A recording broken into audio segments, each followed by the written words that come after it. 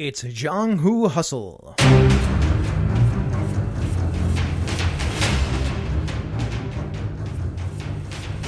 Hello and welcome to another episode of Jianghu Hustle. I'm here with my co-host Eric Farmer. And I'm here with my co-host Eli Kurtz.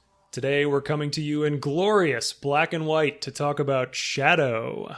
Yeah, it's really a visually sumptuous movie that we're going to talk about today and dig into all of the nitty-gritty there. It is currently streaming on Netflix in the U.S., and I would encourage all of our listeners to watch it. Yes. We do have some content warnings, though.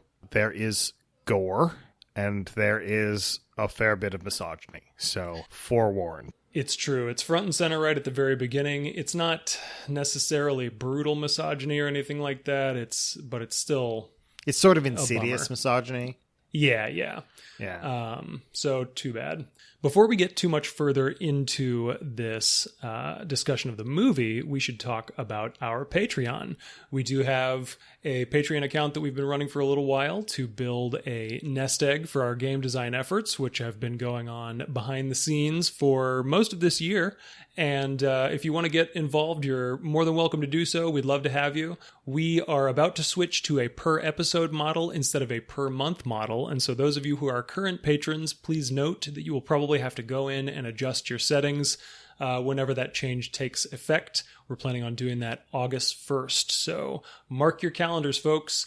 And in the meantime, Anders Gabrielson, Andreas DeVore, Andrew Dacey, Brian Kurtz, Craig, Dave, David Millions, Derek Smith, Eric Bontz, Fraser Ronald, Gallant Knight Games, J. David Chrisman, Jared Rasher, Jason Detman, Jeremy Marr, John Cole, Kevin Lovecraft, Leonard Murphy, Liam Murray, Lilith Penrod, Lowell Francis, Misdirected Mark Productions, PK Sullivan, Rob Abrazato, and Sean Nicholson. Thank you so much for your support. Wow. That's so many names. It's so many, I know. Wow. Well, thank you all so much. But you're not here. I mean, you might be here to hear your name. But let's talk about Shadow from 2018. This movie was directed by Zhang Yimou. We've also discussed Hero and House of Flying Daggers from Zhang Yimou. The writer of this movie was Li Wei, and Zhang Yimou helped as well. And they adapted this from a screenplay by Zhu Sujin. The cinematography is by Zhao Xiaoding. And this is Zhao Xiaoding's seventh film with Zhang Yimou, including House of Flying Daggers and Curse of the Golden Flower. And then the action director was Ku Huanqiu. For the cast, we have Deng Chao in a double role as Commander Ziyu and his shadow Jing Zhao. Sun Li as Xiao Ai, wife of Ziyu, who is credited as Madam a lot in the subtitles. Zheng Kai as the King of Pei. Wang Qianwan as General Tianzhan. Hu Jun as Yang Kong, Guang Xiaotong as Princess Jingping, Lei Wu as Yang Ping, and Wang Jingchun as Minister Liu Yan. Yeah, so this movie is pretty dense, all things considered. There are a lot of relationships that are tangled up with each other, so we've got a bit of a plot to get through here. But with no further ado, during the Three Kingdoms period, the Kingdom of Yang conquered Jing City, taking it from Pei Kingdom's control. Yang's unbeatable commander, Yang Kang, dealt a crushing blow to Pei's commander Ziyu that nearly killed him. The cowardly king of Pei then struck an alliance with Yang to join forces and defeat their common enemy. Peace has finally come to Jing City, but in the twisting shadows of the remote Pei Palace, something dark is brewing. 20 years after the duel, it is a time of constant rain. Xiao Ai uses divination to reveal that this time of masculine power has no place for women, but that a battle coming will be won when the waters rise after 7 days of rain. Commander Ziyu arrives and reveals he has challenged Yang Kong to a rematch, even though he has almost no chance of it. The King of Pei is enraged and demotes Commander Ziyu to commoner status, despite the objection of other military officials. The king also offers to give his sister to Yang Kong's son in marriage to maintain peace. Yang Ping makes the insulting counteroffer of making her concubine, and the King of Pei agrees. We soon learn the commander is really a body double named Jing Zhou, trained from childhood to be the real Ziyu's shadow.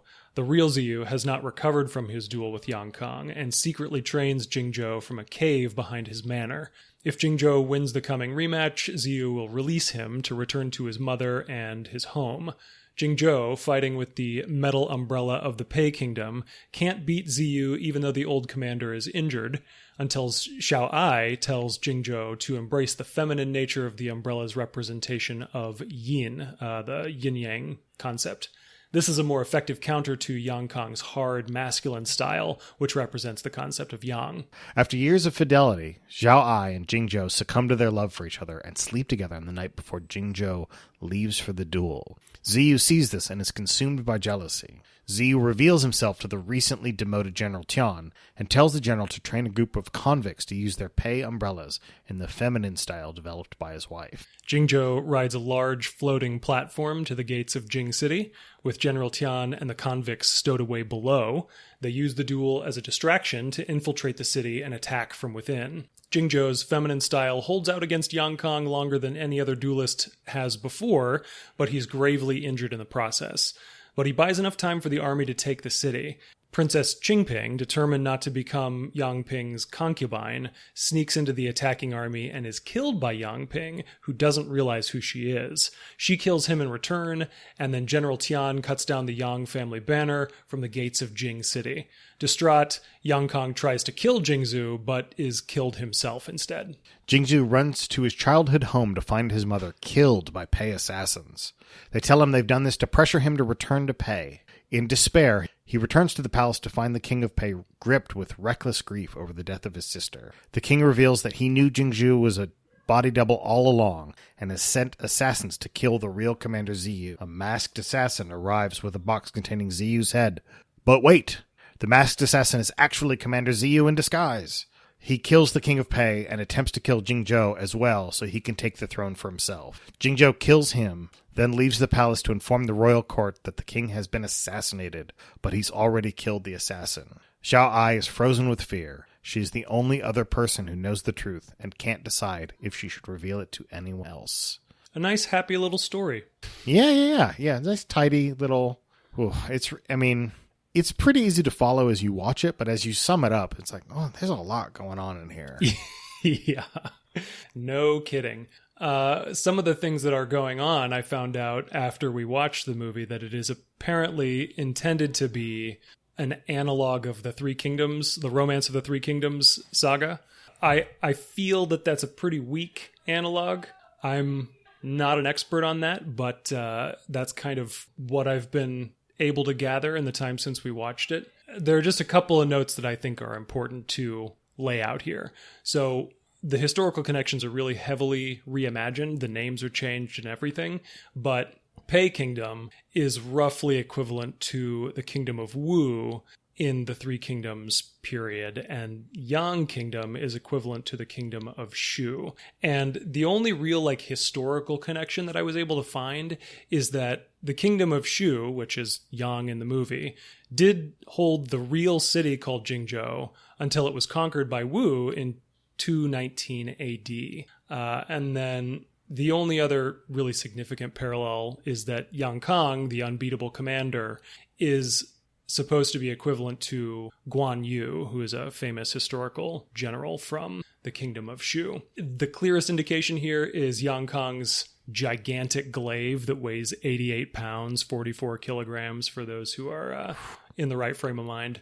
And it is referred to in the movie, the subtitles anyway, as a sword.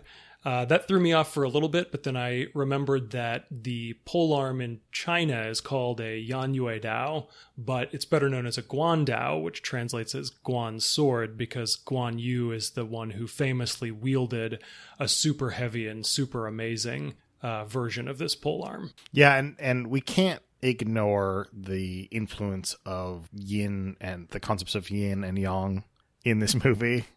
It's all over the place. From the training ground that's in this secret cave, to the dueling surface, to the methods of divination, it's all about yin-yang symbolism. So to give a recap of the two halves of yin-yang, yin is darkness, femininity, negative energy, and passivity. And yang is lightness, masculinity, positive energy, and activity. And these are things that the movie hits pretty hard, so we're definitely going to have to watch out for those. Yeah, and I'll observe here from a large distance that it looks like perhaps maybe a man first developed this symbolism. You think so? Yeah. Masculine people are light and positive and active, and okay. But we do see the symbolism pervade throughout the entire film, and there are some actually really cool examples there. I'm going to go ahead and get the one that's not very cool out of the way first. We talked about this divination at the very beginning of the film, where Xiao Ai is casting stones or something like that for the Princess Qingping. And I think originally they're casting these about the tensions that exist between Pei and Yang and trying to figure out when Pei is going to rise and be able to take back Jing City. And Xiao Ai mentions the masculine energy here reigns and women have no power here, is the exact quote. But then by the end of the movie, we find out that femininity is actually the key to victory, not only in the martial style that Xiao Ai sort of innovates from what her husband, Commander Ziyu, already knows, but also in Qingping's sacrifice to basically seal the victory in the final battle. Yeah, and so ultimately it's not really a super satisfying... The message isn't really that clear, and it comes across as not really a satisfying portrayal of the women. Yeah, the women are passive according to the principle of yin, and when they become active is basically when they die. There are two women in the movie, and one of them dies when she becomes active. So that's the long and the short of the misogyny in this film.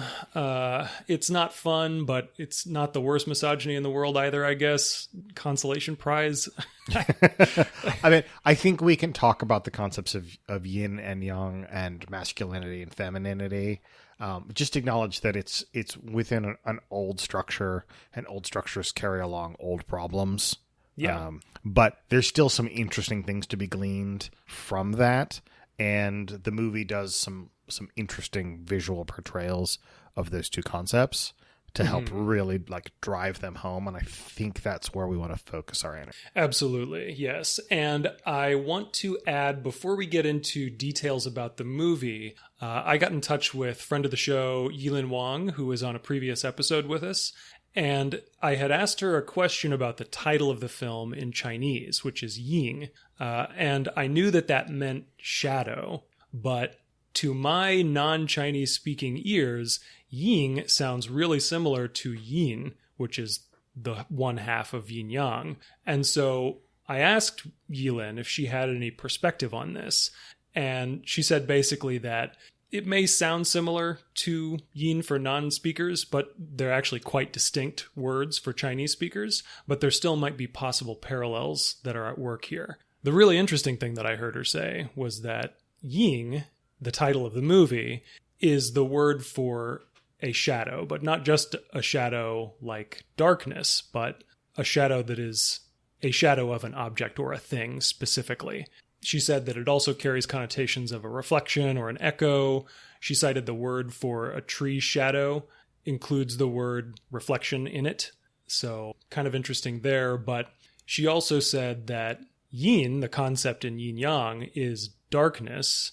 And in this context, yin yang, it's always paired with yang. But the interesting thing that kind of ties it potentially to the title of the movie is that yin can't arise without its connection to yang, and vice versa. But a shadow can't arise without an object to cast it. And Jingzhou doesn't arise without Commander Ziyu to command him. And so even though the words are different, and even though they sound different to Chinese speakers, it's likely that there is some sort of conceptual connection between the title of the movie and the understanding of yin as part of yin yang. Cool.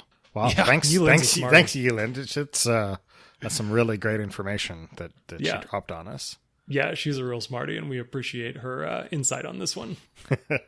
We should talk a little bit before, in one more digression, before we talk about the movie and what we think of it and how we want to use it. We should talk about the martial feminine. Yeah. And really how it's portrayed in the novels of Jin Yang, who's come up time and time again on this podcast.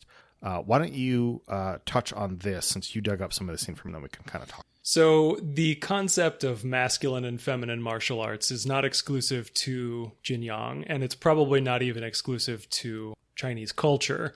But in Jianyang's novels, several of them, he does explore the nature of masculine and feminine martial arts and how they might complement each other, or one might prevail over the other. So, for example, the MA sect, which is a ubiquitous sect in wuxia fiction, was founded by a nun in Jianyang's specific cosmology, and it had many women practitioners. So, example number one right there.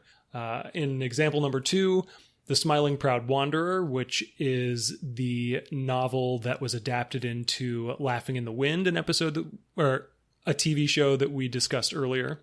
It features the character of Dongfang Bubai, who ended up castrating himself to unlock the secret and powerful techniques of the Sunflower Manual.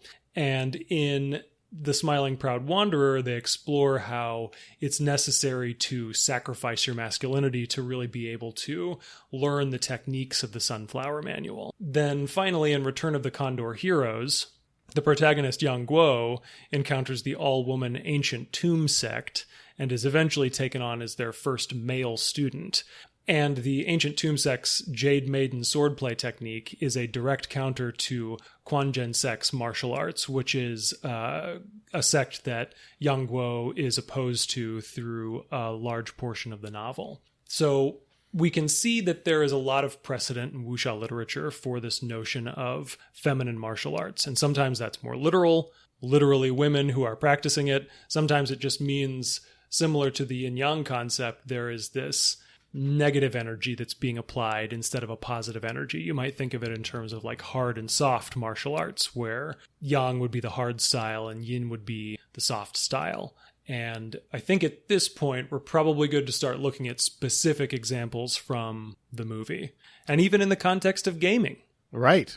Who could have thought that's where this would lead us? No idea. It's almost like it's the format of the show. Right, almost. Yeah, so I think that we can talk about masculine and feminine. Keep in mind, again, that these are old structures.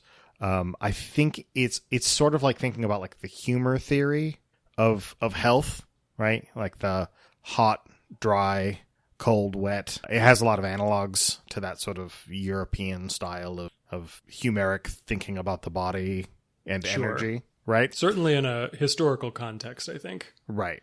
And so I think that we can pull some of those descriptors out when we talk about this movie. So Zhang Yimou has done some amazing color work. You know, I think Hero is really where we see Zhang Yimou's, just color palette just run riot. Right? Mm-hmm. We know where we are in the movie based on what color the scene is and what the dominant colors in the story. We even know who the narrator is because of the colors. Yeah, exactly. And, it keeps the story straight, but also tells us how people are feeling and demonstrates what people's emotions are. And then in Shadow, it's technically filmed in color, but all of the scenery, with some exceptions, all of the costumes are all in black and white. Yeah, I think almost the only things that are in color are the skin tones of the actors. Right. There's some red blood, and there's some green bamboo, and that is about it. Yeah, it's stunning. And you mentioned Zhang Yimou is a real master of color, and Hero is an example of that mastery. Being able to have the same visual storytelling potential with just a completely desaturated palette is an equal example, if not greater, of his mastery of visual symbolism and color and the lack thereof. It's astounding. It really is, and yet he's still able to create all of these textural differences that tell us so much about the characters and various sides of the conflict, where the young soldiers are all in their armor and they have these huge pole arms and they're very, hard and metallic and heavy, whereas the Pei king and all of the courtiers are in these flowing black and white dyed robes with, long sleeves, and it's all very soft and flowing, and there's all of these almost like water-like designs on the dyed into the cloth itself, and all of this texture just coming through, but it's telling us, whereas like one could have been red or dark brown and the other one could have been light blue. I think our eyes are supposed to focus on the hard and the soft and the rough and the smooth in this movie. We can see even the landscape and the set pieces sort of reflect this as well. We've got in the Pei Kingdom, it's covered in these scrolls that are adorned with the calligraphy of the king. He's composed this ode to peace that he's put all around the kingdom's royal chamber because he's a coward and he doesn't want to force a conflict and take the city back. And so instead, he's made this impossible to ignore reminder that what he wants is peace at any cost, no matter what. And the calligraphy is kind of rushed, you might say, or splotchy here and there. It's not hard edges at all in this calligraphy. It's very muted and that sort of thing. Whereas in the Yang Kingdom, you are surrounded by these gigantic mountains and stone floors and walls. This deep canyon leads into the place. They're up on a cliff when they're practicing their battles. It's all hard, unrelenting stone all around them. Sort of separating from the emotional and the goals of all the characters. I think this is the main takeaway of the movie. I think a lot of the stuff that we see in the movie in terms of goals and emotional conflicts we have seen before. I think there are some things that we should revisit and talk about, but I don't think that you can talk about Shadow and bring it into a gaming content and not talk about creating a visual and creating a texture with your language. And when we say that the characterization and some of the plot points and that sort of thing are things that we've seen before, that's not to say that they're rote in this movie. They're often handled in an engaging way, but the real star of the movie is the visual design. No question. Well, absolutely. And we've talked about character goals. We have talked about forbidden romance.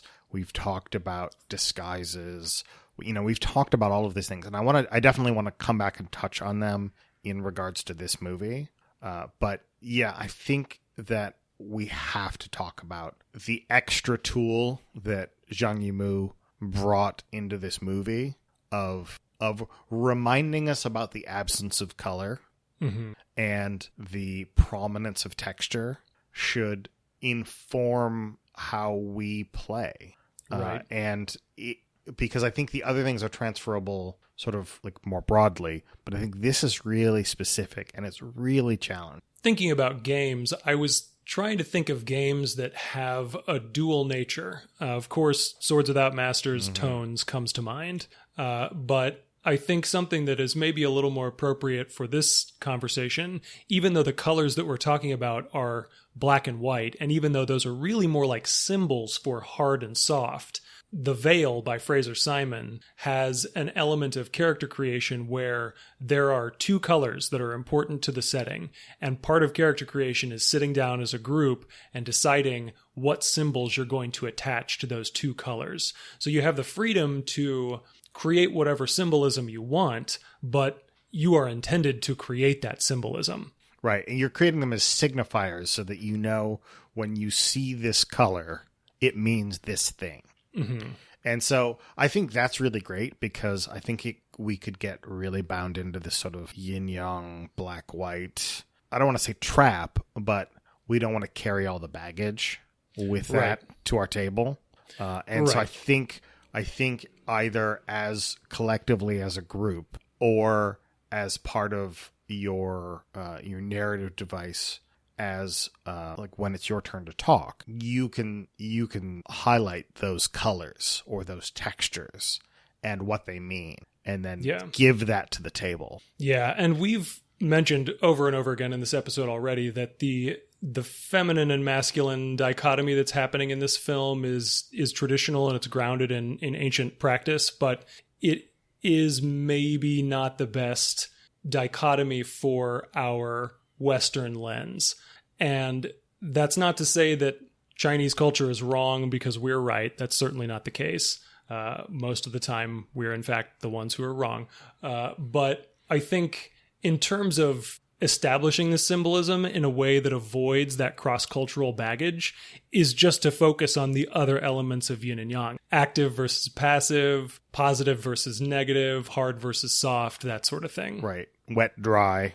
Because I think that's one thing that didn't come up, but in the movie, the only reason why the Pei sort of incursion force was able to succeed was because it was raining all the time. It was raining all the time. The water rose up. Whenever the float comes through that's got Jingzhou ready to duel Yang Kong, we see underneath the float that it is floating over these big wooden logs that have been sharpened. Clearly some sort of defensive measure. And if the water hadn't raised because of the rains, then they wouldn't have been able to do that. And I think they talk about the Pei style umbrella and that it works better when it's wet. Yeah. That's one thing that Zhao Ai says when she's showing Jingzhou and Ziyu the feminine style to counter the yang hard style. Yeah. By the way, can we just geek out for a second about those umbrellas? Oh because, my gosh. Wow. Wow. They keep practicing throughout the movie with a regular paper umbrella, and that's cool. It's neat to see an umbrella in a combat context. But then when we actually get to the fights, he opens up his umbrella and it's full of knives. Yeah, it's a knife umbrella and it can shoot knives. Yeah, boomerang knives.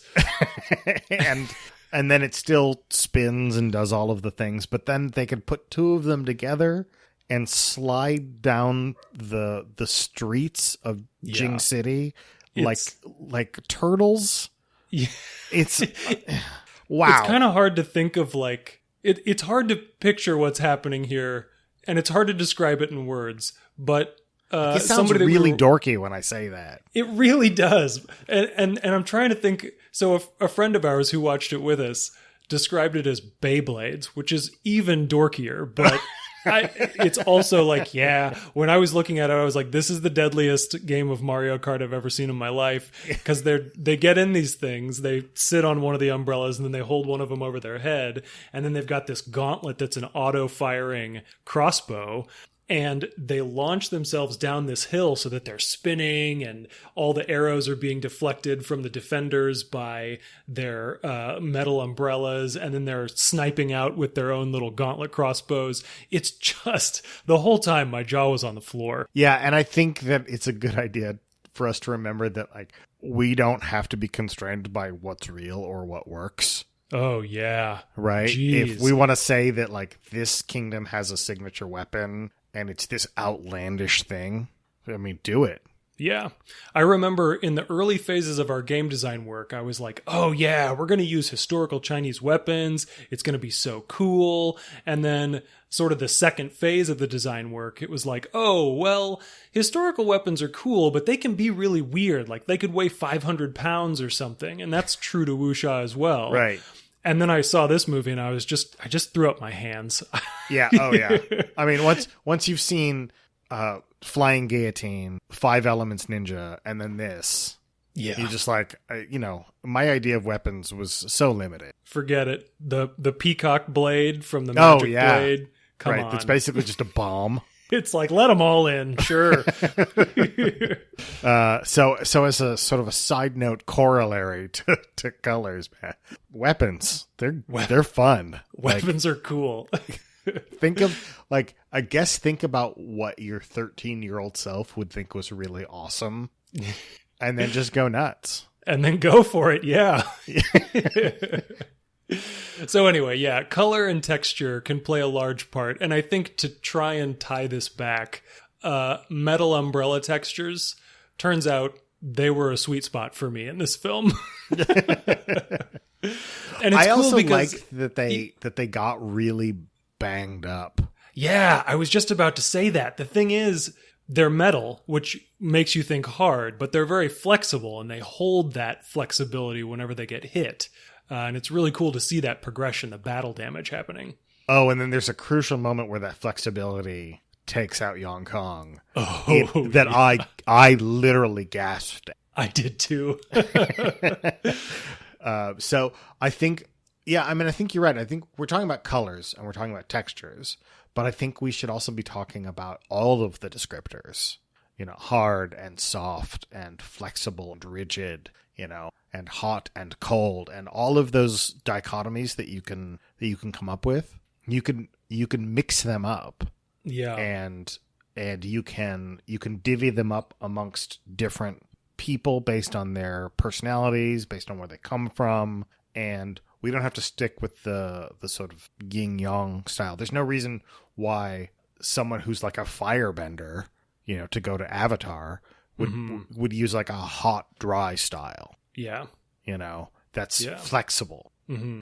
You can combine all of those words, and if you want to think about building a style, you can think about things that break into groups, and then just pick one from each group and think up and just brainstorm. What would that style look? Yeah. A thought that I had earlier when you mentioned that color is really only part of the equation here is that in Hero, and even in House of Flying Daggers, Zhang Yimou showed us these really potent colors. And the lesson that we took from that is that color symbolism can be important. And in this movie, it's almost like he's showing us instead that the important part there is not the color, it's the contrast. Mm-hmm. And when you think about contrast, that broader idea, you can include all kinds of contrasting things. And that's where the hard and the soft comes in and everything else. Yeah, I think that's really where the power is. I'm glad we've watched multiple Zhang Yimou films.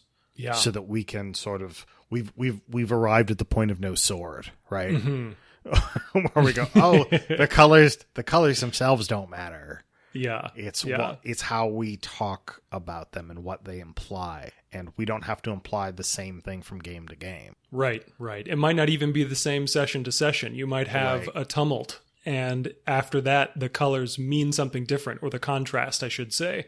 Mm-hmm. But that is fueled by the narrative, and it informs the narrative.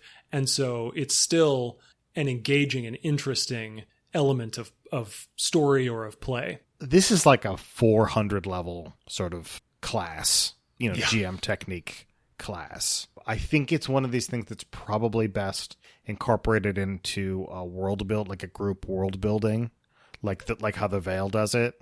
Definitely.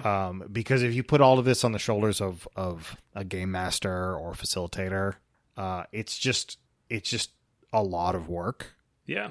But I think if the whole group is sort of intentionally buying and creating these challenges to like these dichotomies and seeing how they interact with each other, that I think is where it's really going to flow at the table. Agreed. Plus, if the game master comes up with it on their own, even if they're brilliant, they still have to impart that symbolism to the players in the game. And either that's going to be a lore dump or it's going to be subtle. And either one of those pathways is fraught. Right. Because either it's boring. Right. Or they're not going to get it. Right. Whereas if everybody collaborates on it together, then everyone's on the same page. And anyone whose memory gets fuzzy can be reminded by everyone else. So it's a group effort to remember and preserve the knowledge. And many hands make light work. I think the ideas are going to be improved if a lot of people are weighing in on it, as long as there's a consensus that's happening. And I think because you can have multiple people working on it, you can have multiple people pushing on the spots that they think are interesting. Yeah. Exactly. That they want to hit the dichotomies that they think are interesting. Yeah, they get to set up those interesting things or plant those interesting seeds for themselves, and then during the game, they get to point at those. And maybe they find out that during the creation process, somebody else planted a seed that they really like too. Well, let me just go over here and water my buddy's seed, right? Oh boy, I'm not sure I can get on board with that metaphor, but I understand what you're saying. Should we take that back? No, we absolutely should not. Okay, fine. Keep it. Oh, boy. Good. All right. So I don't think that with the expert dual role that was played in this movie, I don't think we can not talk about disguises. You're completely right. Yeah.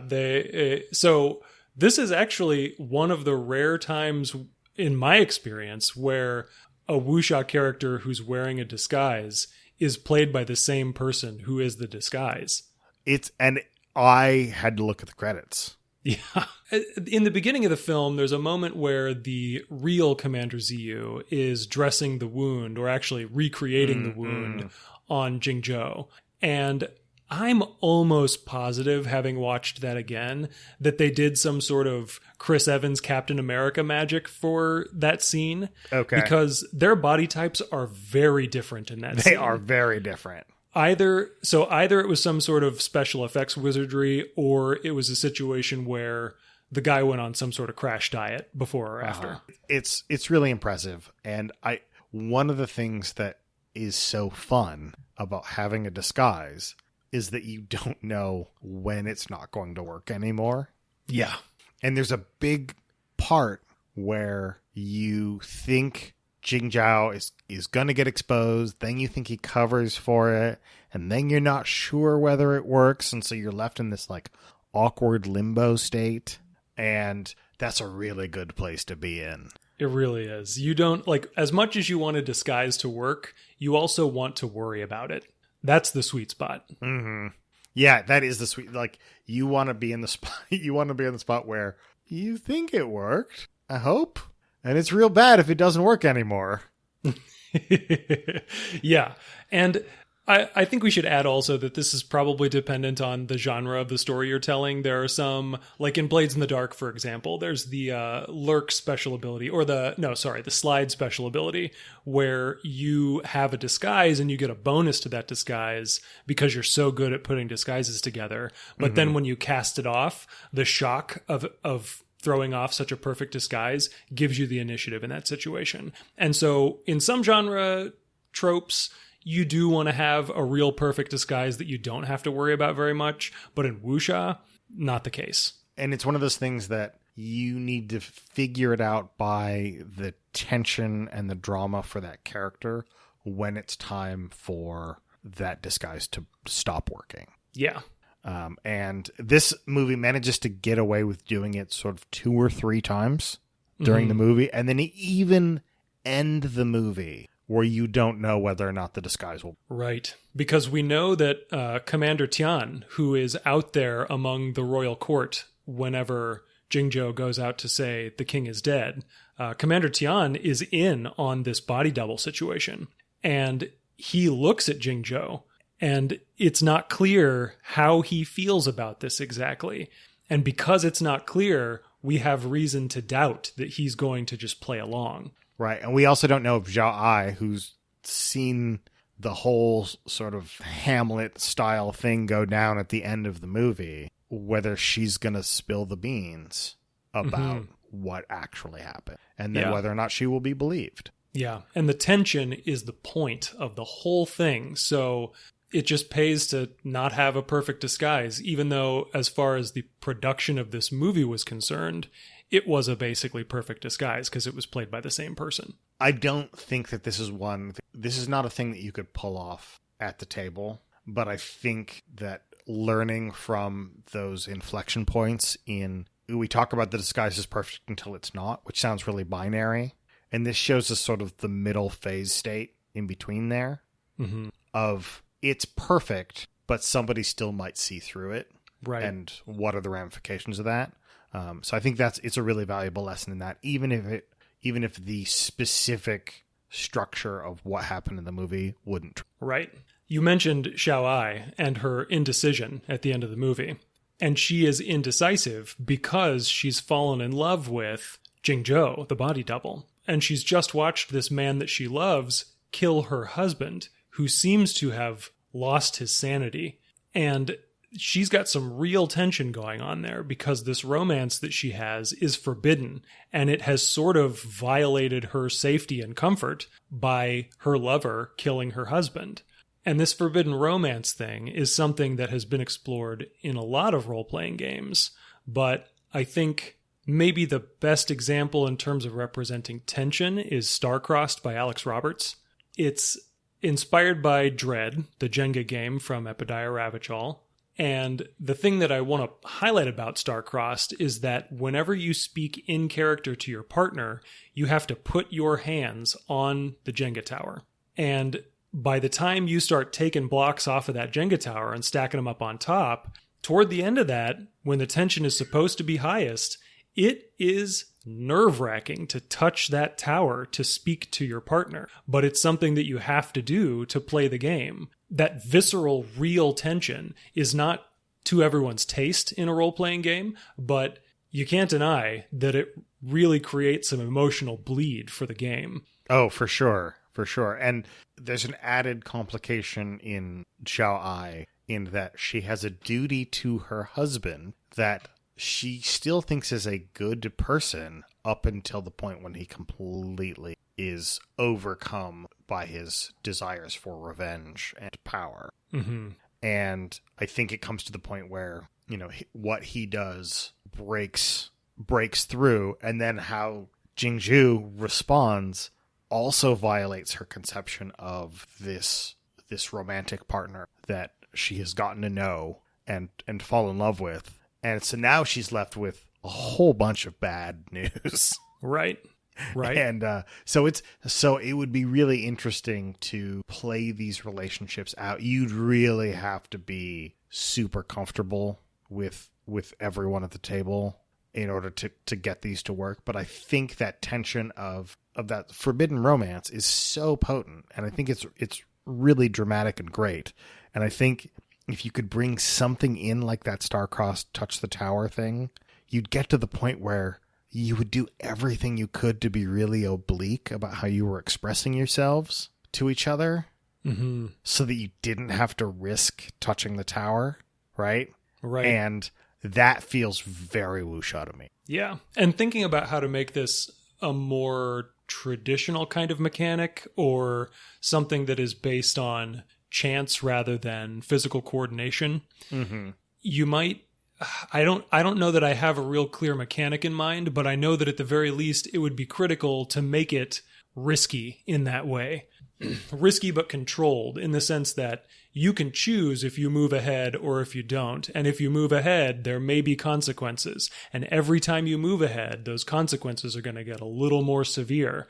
But it's really just the threat of those consequences that you're dealing with until they trigger. Until then, they just keep building up and building up behind the dam. And then there's going to be some sort of mechanical trigger that breaks that dam, and the tension is released, and come what may. I definitely think that if you wanted to do this in a different style, maybe a multiplayer style, because Star-Crossed is a 2-player game, that you would definitely need to work out that sort of escalating sense of tension. And while I don't think that all of this movie is playable as just what's on screen, and I think it informs us, I think the closest I've ever come to playing something that's like this is playing a Throne War one-shot in Amber Diceless, which is an old game, but it's played in kind of an old style with taking people out of the room and talking to them because there's not really any rules.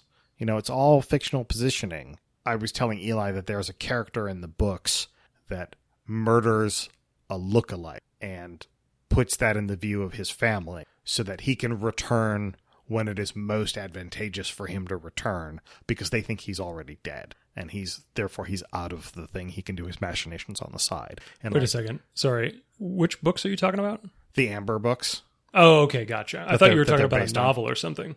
It is a novel. Oh, I clearly need to study more game history. Yeah. So let me clarify. The Amber role-playing game is based on the Chronicles of Amber by Roger Zelazny, which is a series of 5 or 10 novels, depending on how you feel about it. But one of the big traditions in the old role-playing game that's based off of it is called the Throne War. And it's where people just scheme and scheme and scheme until someone ends up on top. Cool. And it ends up in the very sort of, you know, the end of Hamlet where everyone is dead and people have schemed, and to what end. Reminds me of that pseudo-LARP diplomacy. Right. Which, you know, it's a board game sort of, but you know, you spend more time not playing the board game than playing the... Yeah. Yeah, exactly. And I think that I thought the King of Pei was really interesting in this movie.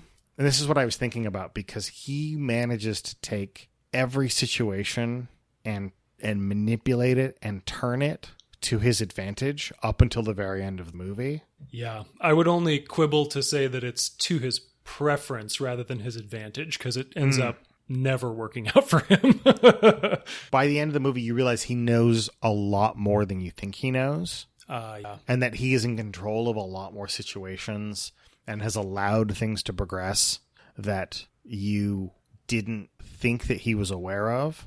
Mm-hmm. And it recontextualizes what his actions are throughout the movie. He still suffers for his actions, fatally so by the end of the movie. But you see him use his cowardice as a weapon. Considering that the immediate portrayal of the King of Pei is this drunken philanderer type, he nevertheless dominates the narrative for most of the movie. We were like, oh man, this guy is terrible. He's a bad king, all of this kind of thing. And he is a bad king, but he's a bad king because he's not representing the people that he serves. Mm-hmm. And he has his own interests and his own ways of going about things, where he puts out as little effort as possible with potentially as little blowback on him as possible. Mm-hmm. And I think the sort of dramatic fallout of some of the other things that happen are what pile up on him at the... Yeah, that's a good point. And so with Amber Diceless, you said that this is mostly fictional positioning. Is it then the case that agendas and principles and that sort of thing are largely what drive the gameplay? It is. And so everyone would have... they would have their own goals about what they want to accomplish, how they want to accomplish it. They can decide based on their character whether they want someone else to take the throne, but they want to have the real power. And so then therefore they would maybe figure out a way to control this other character that they think is likely to win. Yeah. And all of that thing. It's basically a LARP. So there aren't a lot of rules other than the fictional positioning of the story and what all of the characters' sort of individual goals and agendas are. Yeah. Sure. So the King of Pei's overriding goal is to hold on to his throne. And everything that the king does throughout the film is to prolong the time that he's sitting on the throne, one way or another. And he's willing to make all kinds of sacrifices to achieve that goal. We know that he knows that if it comes to war, he will lose. Mm-hmm. Because he is not a martial character. Right. He's not a war king. Yeah. And because the Yang style is unbeatable. Right. But we see him demonstrate when he tries to shoot the disgraced general with a bow. Mm-hmm. And he misses from, the inside of a room. See, it's interesting you point that out, because I thought he missed on purpose. I thought he lost his resolve, and that was an example of him being a coward. I thought he tried and failed. So it's interesting. We can have different interpretations on it. I'd have to go back and rewatch the scene. Sure. But there's a lot of grist for that. Again, much like Forbidden Romance, doing that head-to-head machination scheming is really great. It's really fun. It's not for everyone, and it's exhausting. Mm-hmm. So it's one of those things that you really have to collect the right group to do, and everyone needs to buy and know that there are going to be winners and there are going to be losers. And as long as you can change your personal victory conditions that dying gloriously is a win condition for you, then I think you can enjoy it. And Eric, by the time we start talking about dying a glorious death, it's probably time to wrap up our episode. So everyone, thanks for listening, and remember to make your Kung Fu stronger.